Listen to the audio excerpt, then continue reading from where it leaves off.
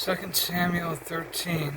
In the course of time, Amnon, son of David, fell in love with Tamar, the beautiful sister of Absalom, son of David. Amnon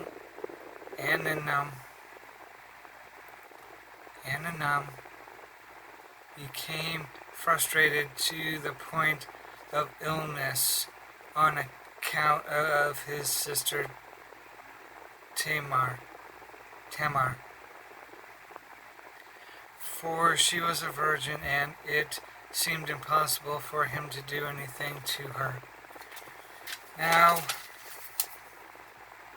Amnon had a friend named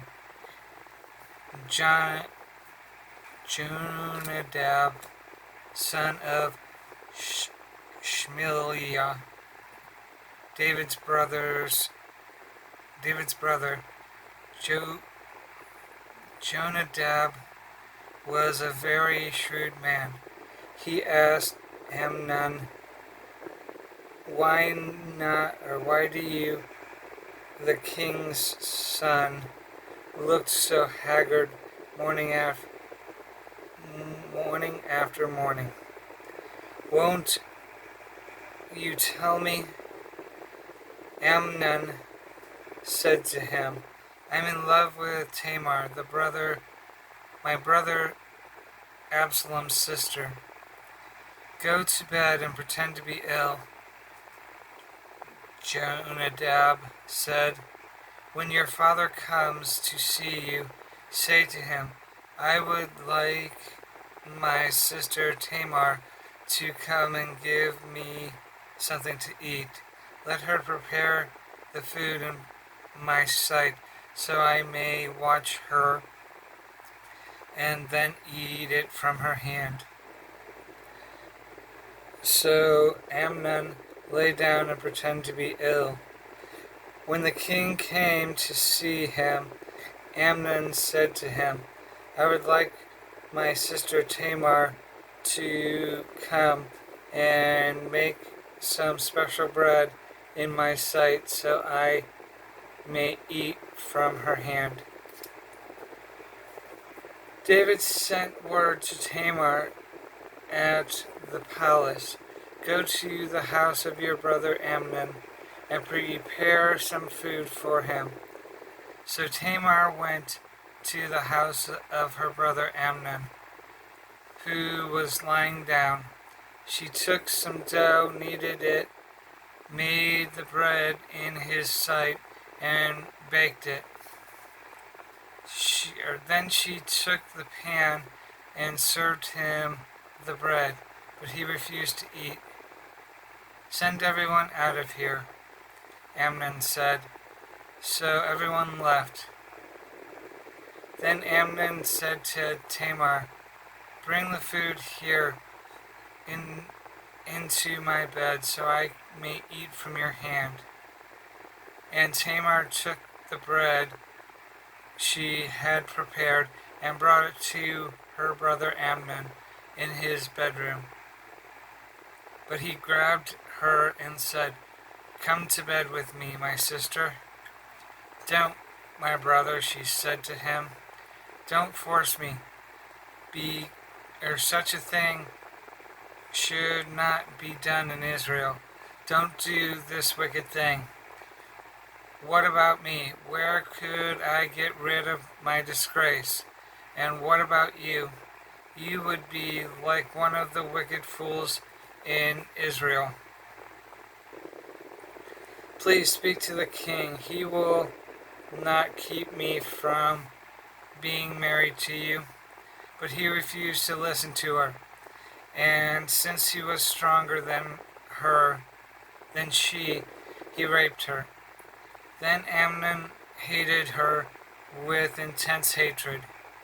In fact, he hated her even more than he had loved her. Amnon said to her, "Get up and get out." "No," she said to him, "sending me away would be a greater wrong than what you have already done to me." but he refused to listen to her. He called his special servant and said, "Get this woman out of here, and bolt the door after her." So his servant put her out and bolted the door after her. She was wearing a rich ornamented robe, for this was the kind of garment the virgin daughters of the king wore.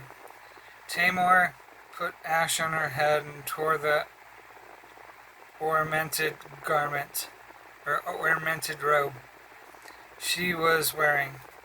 She put her hand on her head and went away weeping aloud as she went.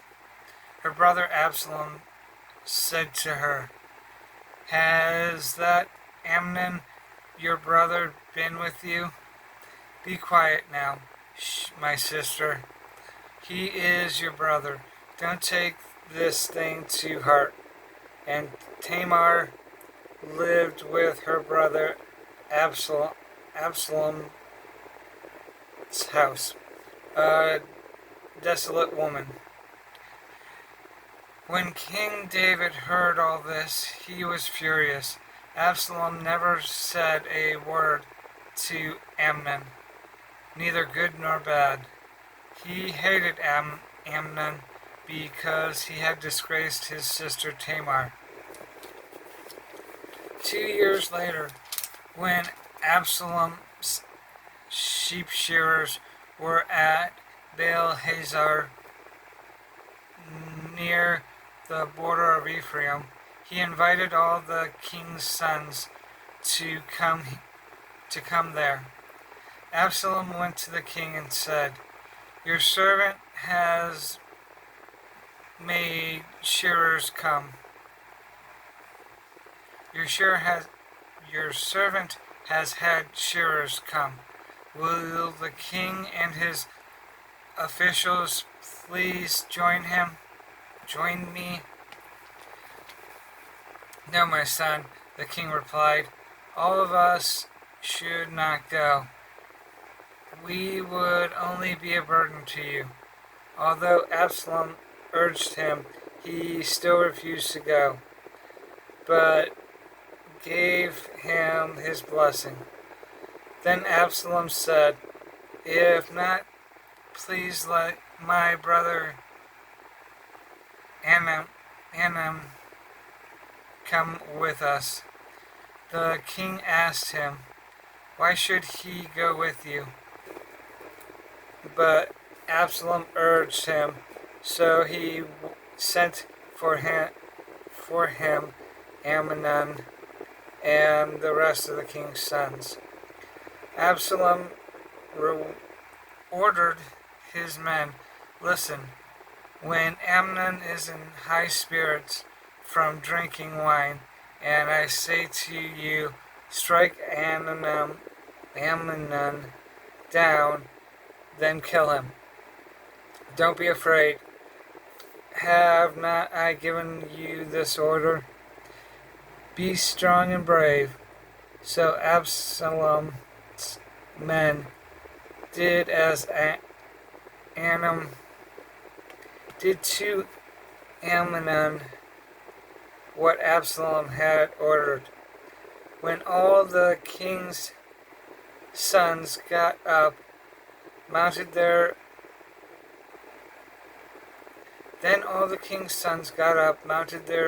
mules and fled. While they were on their way, the report came to David, "Absalom has struck down all the king's sons. Not one of them is left." The king stood up, tore his clothes, and lay down on the ground, and all his servants stood by with their clothes torn. But Joadad, son of Shimei, David's brother, said, "My lord should not think that they My lord should not think that they killed all the princes. Only Amnon is dead. This has been Absalom's expressed intention ever since the day Amnon raped his sister Tamar. The Lord said the king should not be concerned that about the report that all the king's sons are dead. Only Amnon is dead. Meanwhile, Absalom had fled. Now the men standing watch looked up and saw many people on the road west of him, coming down the side of the hill. The watchman went and told the king, I see men in the direction of Horonaim on the side of the hill. Jonadab said to the king, see, the king's sons are here. It has happened just as your servant said. As he finished speaking, the king's sons came in, wailing loudly. The king too, and all his servants wept very bitterly. Absalom fled and went to Talmaiah, son of Ammihud, the king of Geshur. But King David mourned for his son every day.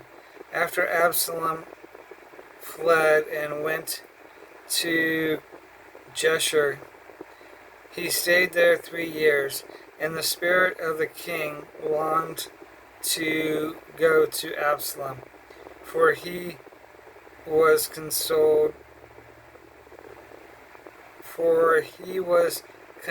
concerning Amnon's death.